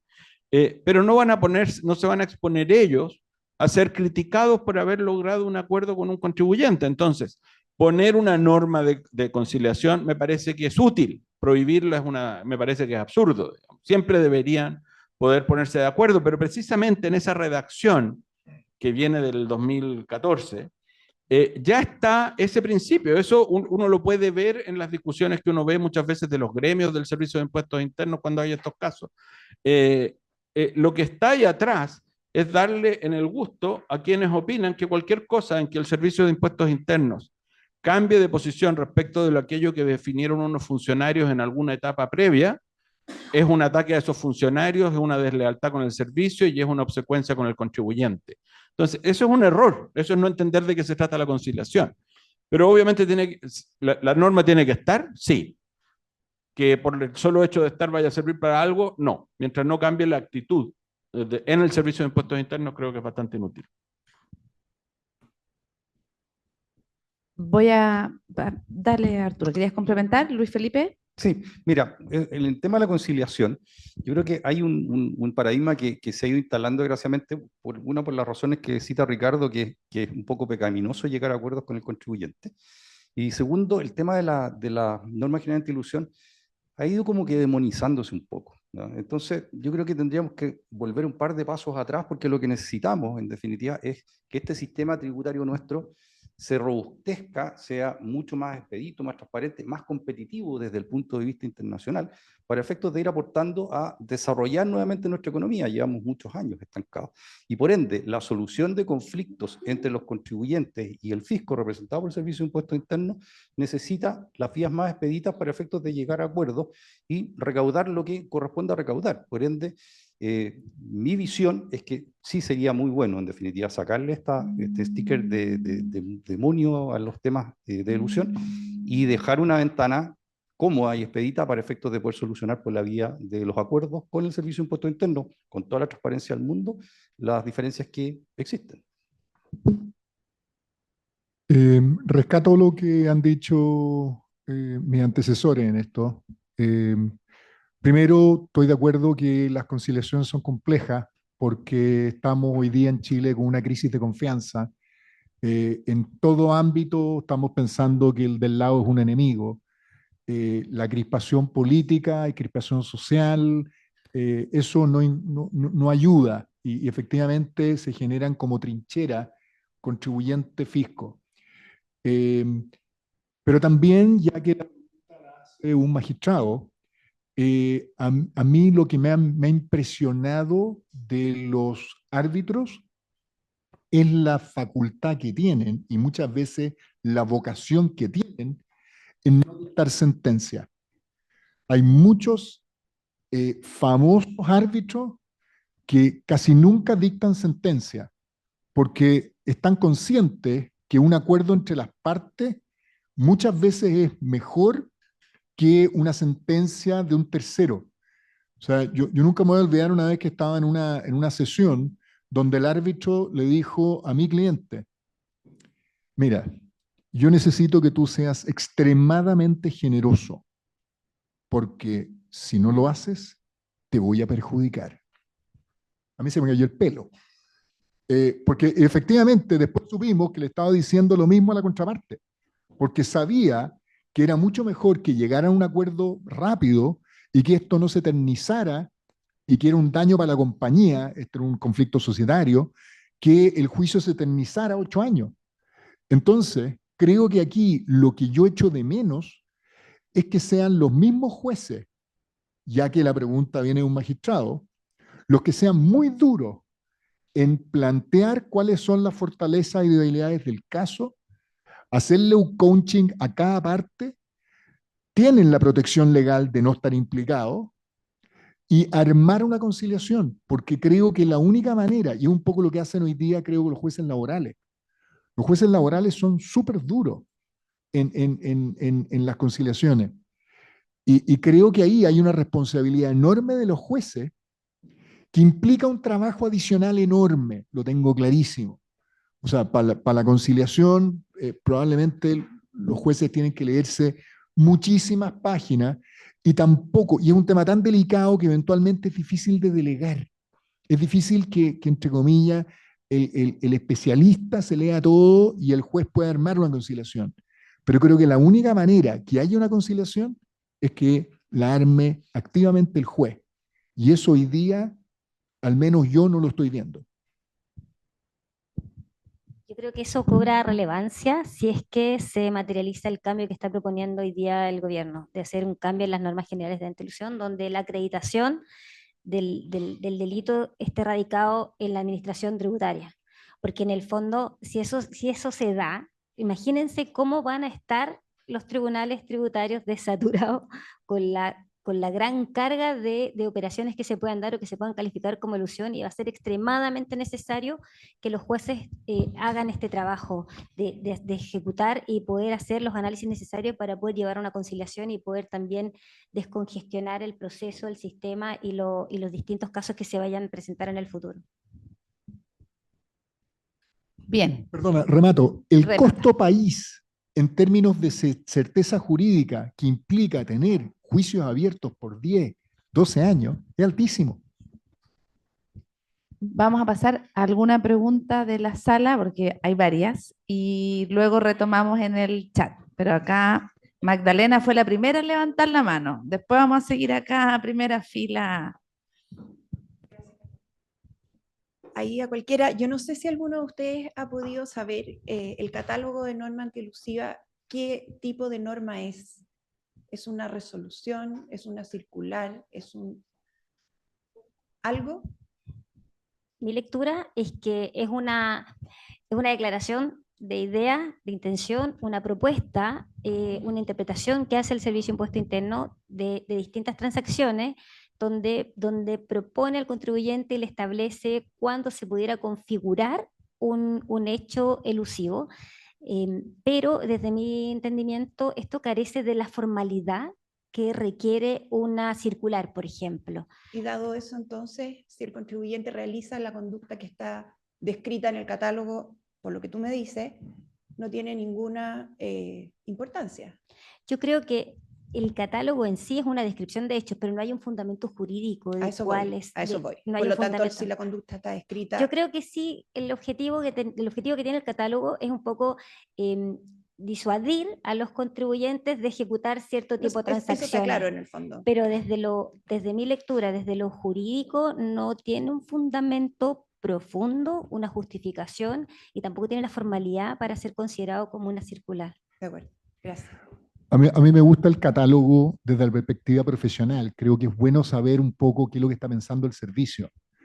El problema que le veo al catálogo son básicamente dos. Primero, que eventualmente los tribunales estimen de que si tú hiciste una operación del catálogo o que es parecida a una del catálogo, ya estás mal. Y por ende te lo advertimos, lo hiciste igual y por ende vas a ser castigado. Eso me asusta. Y el otro problema que yo le veo al catálogo es que eventualmente que no es reclamable. O sea, el servicio puede equivocarse o no, puede tirar, hoy día hay 85 figuras, y a mí me encantaría haber reclamado 15. Decir, oye, estas figuras no calzan. Entonces, desde esa perspectiva, es un ejercicio, dicho de buena manera, irresponsable. ¿En qué sentido irresponsable? En que no acarrea responsabilidad. Y creo que eso es malo. Bien, Rodrigo Rojas, Cristian Blanch, y ya, vamos a tratar de avanzar rápido, sí, porque... Sí, yo voy a tratar de hacer lo más rápido posible, pero me voy tan preocupado. Resulta que los funcionarios del servicio son malos, los tribunales tributarios son malos, la Corte de Apelaciones es mala, la Corte Suprema es mala. O sea, esto es horroroso. Pero los asesores somos buenos. O sea, los funcionarios hacen mal la pega porque no fundan los actos. Los tribunales tributarios son en general pro fisco. La Corte de Apelaciones yo le llamo Corte de Confirmaciones. Y la Corte Suprema no tiene ni idea de los ministros. Y no quieren fallar las causas, porque además todos tenemos causas que llevan 5 años en relación. O sea, que no entran a la tabla. Pero no hemos criticado, y la norma es mala además. O sea, está todo mal. Y eso es grave, entonces hay que mejorarla. Hay que mejorar el servicio, hay que mejorar la de DECON, hay que también, by the way. Entonces, y esto lo han dicho en todos los foros, pero ¿por qué en el resto de los países sí la norma tiene sede administrativa? ¿Es que tienen mejores sistemas?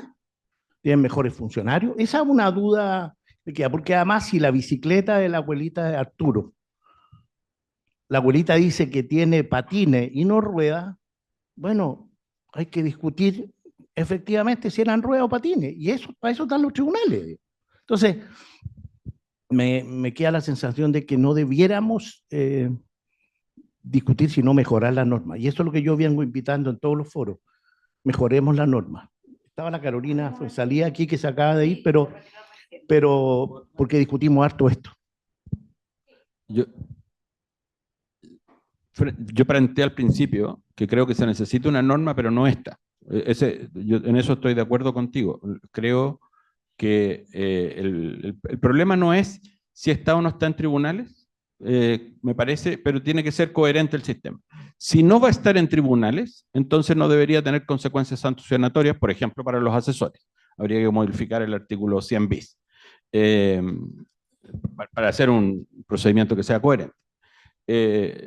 Segundo, si estuviera ahí en los tribunales, perdón, en el servicio, entonces la norma debe funcionar de otra manera. Debiera ser más parecida en cierto modo a los precios de transferencia, donde, por ejemplo, si la operación es entre partes relacionadas, está bien que la carga de la prueba esté en el contribuyente. Si la operación involucra personas que no están relacionadas, entonces la carga de la prueba debiera estar más bien en el servicio, por ejemplo.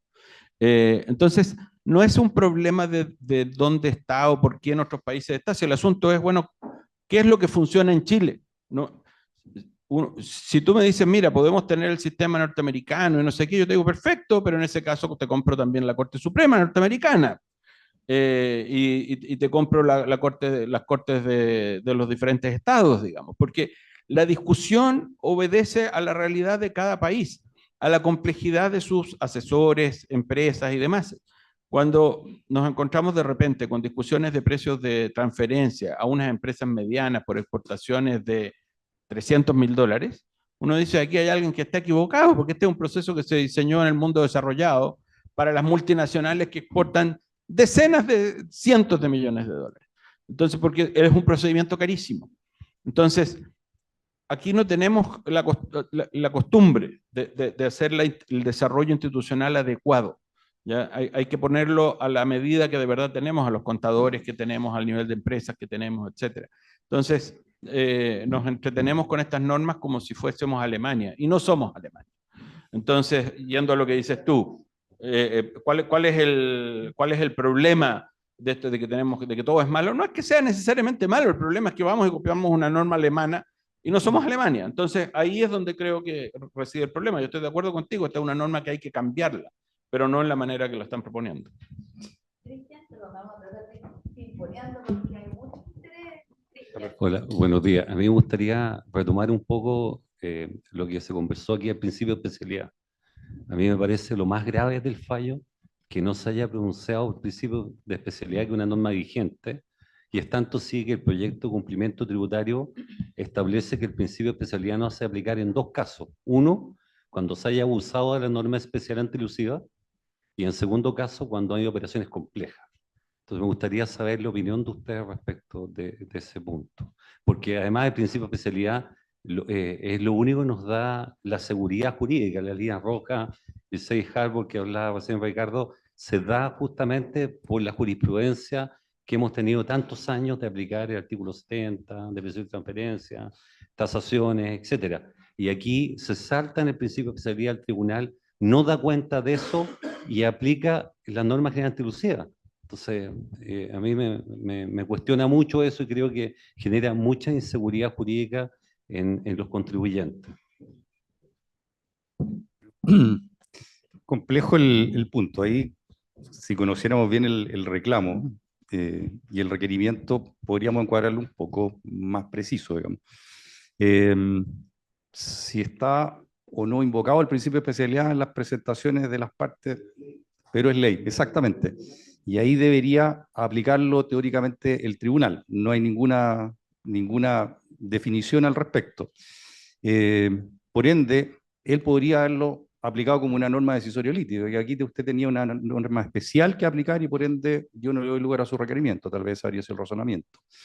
Eso ya quedamos a nivel especulatorio, pero estoy contigo, Cristian, de que efectivamente Cuando el principio de especialidad está y es aplicable, podría hacerlo de oficio el juez, indudablemente que sí, por el artículo 170, número 5 del Código de Procedimiento Civil. Si nadie lo invocó, pero resuelve la controversia, en mi concepto está plenamente facultado para hacerlo el juez. Ahora, desde el punto de vista genérico y el nivel de certeza que nos entrega el principio de especialidad, también estoy contigo, y la modificación que viene, en definitiva, en el proyecto de cumplimiento tributario, naturalmente que lo está debilitando muchísimo, casi haciéndolo desaparecer, porque te está diciendo que si hay una norma especial que fue vulnerada, el servicio podría revisar de acuerdo con la norma general antiilusión y aplicar los efectos de la norma especial que fue eludida, ¿ya? Bueno, eso es simplemente multiplicar por 0 el principio de especialidad. Por ende, ese cambio, digamos, pasa a ser muy, muy complejo porque naturaliza la energía completa. Bien. ¿Vas a complementar, Ricardo? Porque tenemos 2 preguntas más comprometidas. Sí, sí, yo también me preocupo por Lara, pero intentemos 2 preguntas más y podemos seguir conversando en el café posterior. Muchas gracias. Yo quería agarrarme de algo que dijo Arturo Garnama al principio, que es sobre por qué el tribunal decidió aplicar la norma antilusiva cuando este caso se podría haber resuelto con una norma, digamos, común, ya que pareciera que el conflicto estaba centrado en la calificación o no de financiera internacional.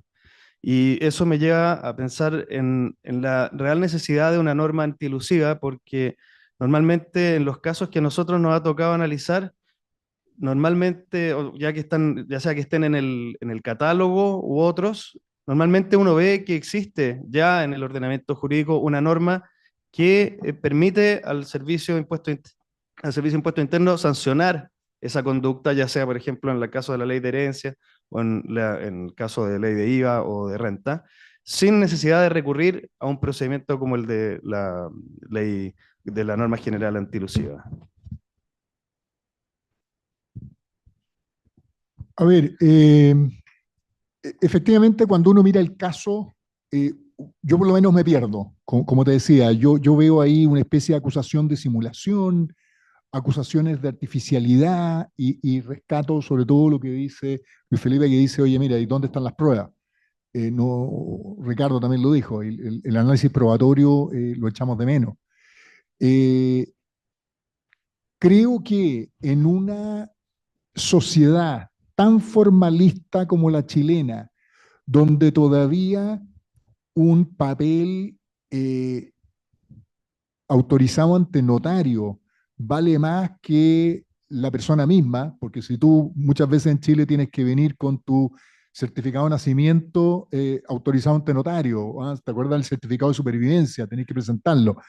En un país tan formalista, creo que finalmente nos merecimos, no fue suficiente el desarrollo jurisprudencial que hicieron en Estados Unidos con el Step Transaction y una serie de doctrinas. Aquí éramos siempre muy formalistas y por ende tenemos una NGA porque la merecemos. O sea, uno merece los políticos que elige. Bueno, aquí también nosotros merecemos una NGA. Ahora, que la NGA, como plantea Cristian, entra directamente en conflicto con las normas especiales, sí, y eso es súper difícil de administrar. No sé si respondí tu pregunta. Sí.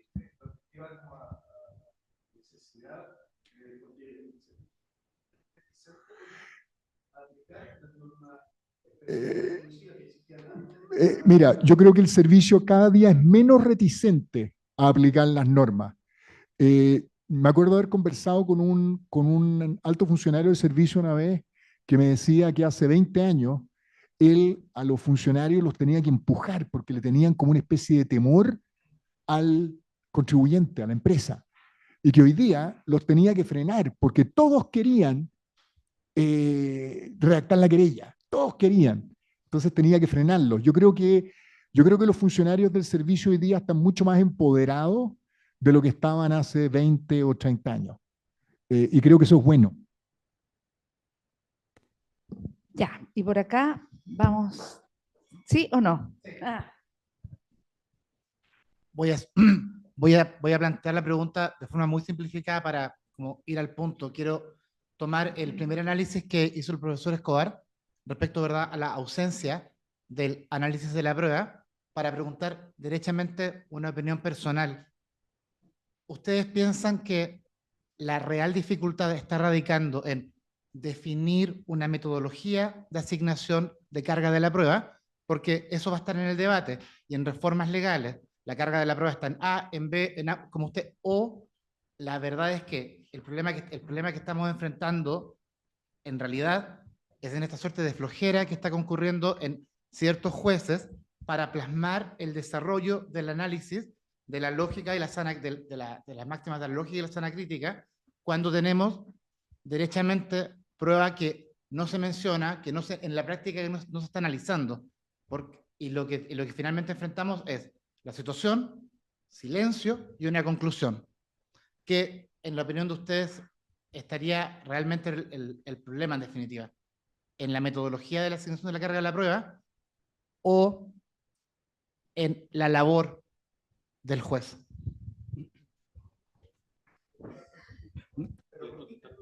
Ya, vamos a medio. Mira,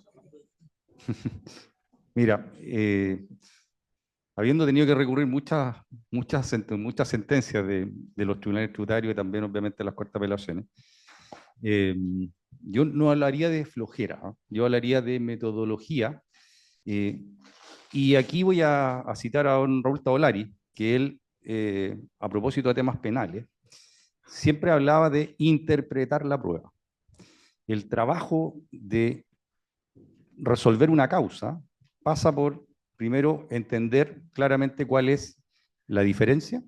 Segundo, por entender los hechos y quién prueba, y eso se refleja en la autoprueba, como ya lo he dicho. Cuando te presentan todos los antecedentes, los indicios, tú tienes que interpretar esa prueba.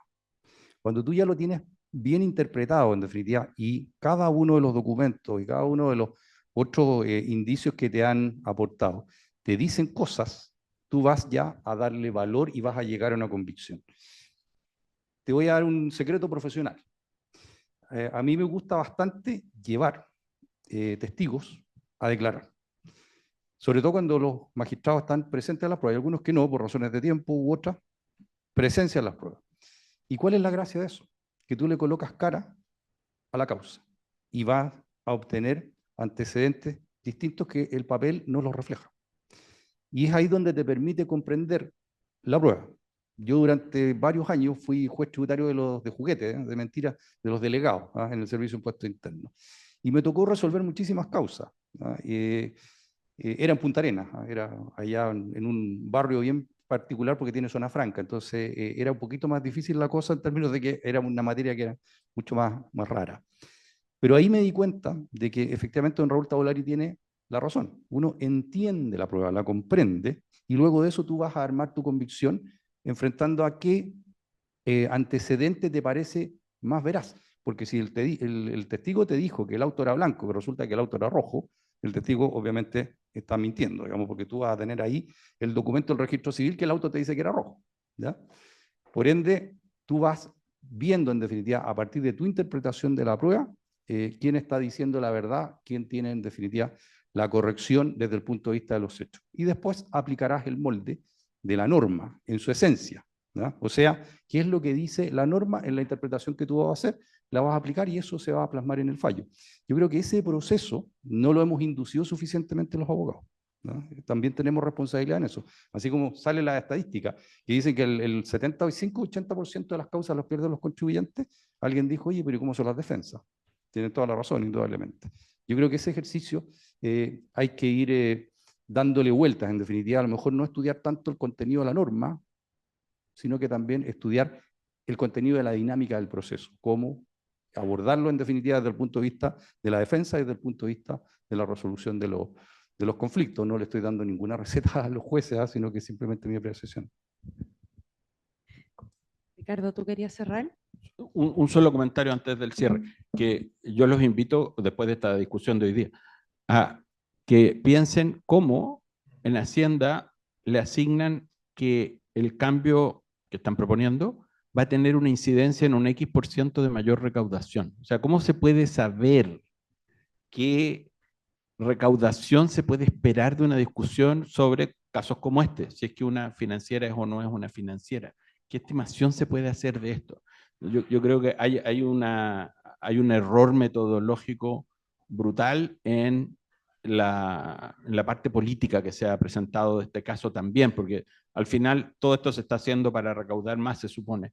Entonces, yo creo que esta es una revisión que Chile se merece, como decías tú, pero que no tiene nada que ver con recaudaciones, por una relación totalmente distinta. Yo creo que eso también hay que desmitificarlo.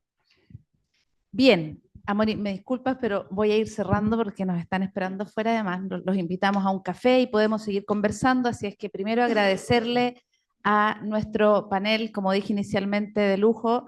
10:40, el tiempo se pasa volando cuando el tema es interesante. Hay preguntas en el chat, vamos a intentar enviarles las respuestas después. Como siempre, la grabación de la actividad queda disponible en la página web del Magíster al final de la página. Y yo quiero invitarlos muy especialmente porque además aquí hay muchos de nuestros profesores, hay destacados y destacadas exalumnas. Hoy día es la primera de las charlas del ciclo tributario, pero quiero dejarlos muy invitados a que puedan participar como actores, que nos propongan temas a discutir, que sean ustedes quienes estén sentados acá, también a quienes nos acompañan en Zoom, nos han ido o me han ido enviando por interno algunos temas que podemos seguir debatiendo, y como este ciclo de charlas normalmente lo vamos reiterando una vez al mes, la invitación es a que sean parte, sean actores y también estén en primera plana aquí discutiendo temas que son de interés para todos. Así es que ahí se despide la gente en el chat, agradecen, aplausos en la sala y nos vamos ahora al café.